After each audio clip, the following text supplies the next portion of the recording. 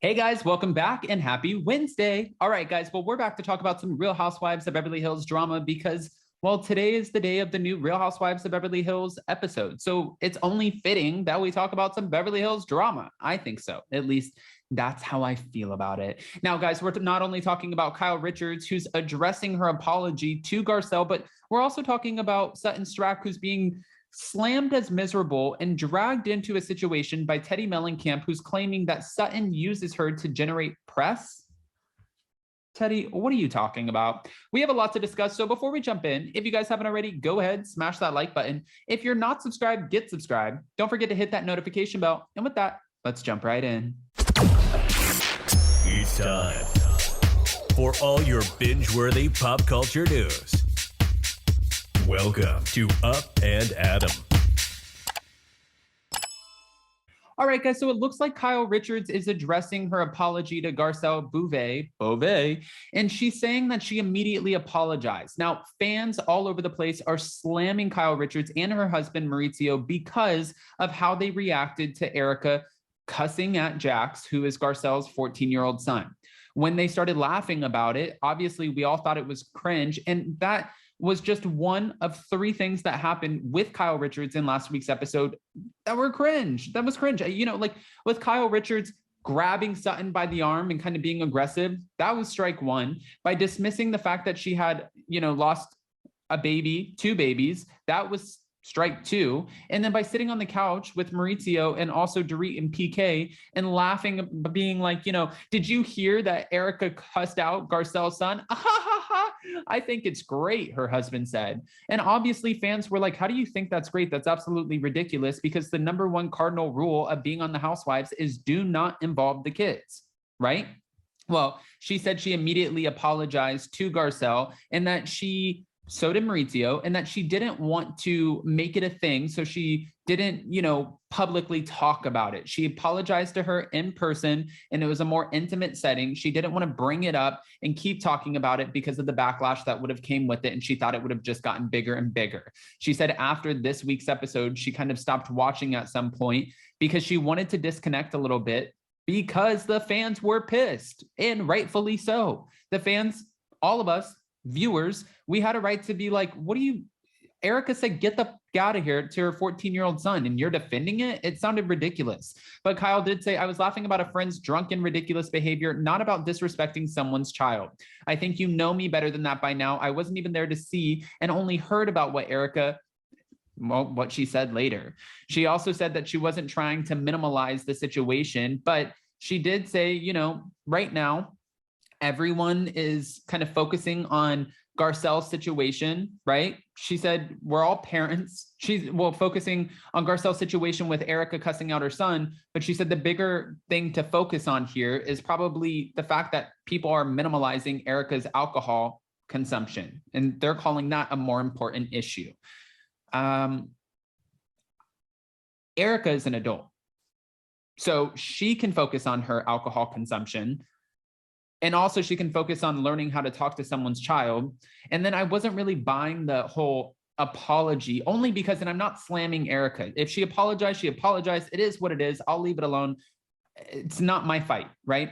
But when she was walking with Crystal and they were hiking, and she said, whatever, pretty much like, get over it. Her kid is 16. It's not like, it's like almost the same thing that she said about Denise Richards' daughter, saying that, oh, she hasn't heard about threesomes, unless she's probably already been in one, or she's, something to that effect. It's like, that's gross. You're talking about someone's kid. When you got pissed off at Eileen Davidson for even barely mentioning your son, and you freaked out. So if you don't like it, then do unto others how you want people to do to you, and don't treat people's kids that way.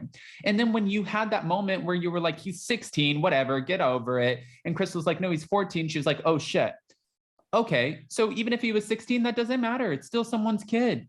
So that's kind of a bullshit apology. I mean, that's how it feels. That's how the viewers are reacting. I read social media. I read Twitter. I'll leave it at that and let you guys decide. But I also wanted to talk about the fact that Teddi Mellencamp took aim at Sutton Strack on her latest episode of Two Teas in a Pod with Tamra Judge.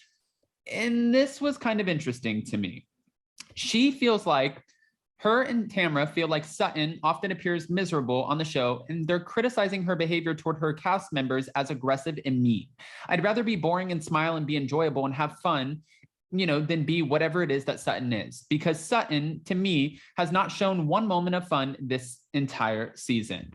And then also, Teddy noted, has Sutton laughed or had a good time? You guys love her shady confessionals, and maybe there she'll smile, but when she's in the group of women, she just seems miserable. I think the only time Sutton seems like a good time is when she's doing karaoke with her assistant that she pays. That's what lights her fire and makes her happy. Oop, shots fired. She doesn't smile, Tamara responded. She's very aggressive and she's been saying some mean things. And we have seen her say some mean things. And Teddy and Tamara, technically their job is to talk about what's going on the show and dissect it. So that's what they're doing. So I'll give Teddy a pass on this one. The ladies then moved on to Garcelle, who said on a recent episode of Watch What Happens Live that she can defend Sutton for saying that Teddy was boring before they met. Here's the thing. Tamara is my witness. How did Garcelle treat me at the MTV Awards? Teddy asked, who came up to who first? She came up to you, Tamara confirmed, adding that Garcelle was super sweet and wondering why she called Teddy boring. Teddy then pointed out the double standards from Garcelle, who criticized Diana for saying that Sutton is boring. If she believes it is rude or mean for Diana to say that Sutton is boring, why is it not the same for me?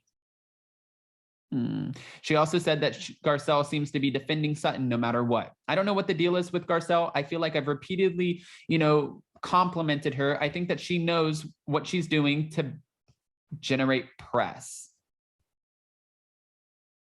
So now we're dragging Garcelle into it and saying that she needed to use your name to generate press. Moving on to the latest antics of Erica Jane, Tamara admitted that she loves seeing a drunk Erica. I'd rather see somebody drunk and having fun and somebody being mean and being closed, than somebody being mean and closed off and not being able to understand when somebody sends a text and says, I've had miscarriages and this is where I am and still coming for them. This is what Teddy noted, comparing Erica to Sutton. Oh, despite taking up for Diana, Teddy admitted that the new Real Housewives of Beverly Hills cast member isn't exactly her favorite. In fact, she said she didn't love watching her after last week's episode and suggested that she may actually be trying to be the villain. I believe that once she lost her emotional control, she went the opposite way. So instead of being vulnerable with everybody, she just decided to tell everyone, F you all the time. And she feels that Diana is too money driven. Okay. All right, guys. I'm kind of taken aback here a little bit. The fact that Teddy is saying Garcelle's using her for press. Teddy is best friends with Kyle. No. Garcelle doesn't need to use Teddy for press. That's the dumbest thing I've ever heard. She knows what she has to, or she knows what she's doing to generate press. Let me just go through Garcelle's rap sheet really quick. She is a successful actress. She just launched a new home line that is inspired by her Haitian roots. She was on The Real before it was taken off. It's not like she was fired. The show was canceled. Okay. Not only that, but she also signed an exclusive deal with NBC for her production company. She has so much going on. Teddy, you're doing a podcast. I mean, can we compare the two? She needs you to generate press. Guys, go ahead and comment below. Give me your unfiltered opinions. And before you go, don't forget to smash that like button. If you're not subscribed, get subscribed. Don't forget to hit that notification bell. And with that, we'll see you next time. What, Teddy? Love you guys. Bye.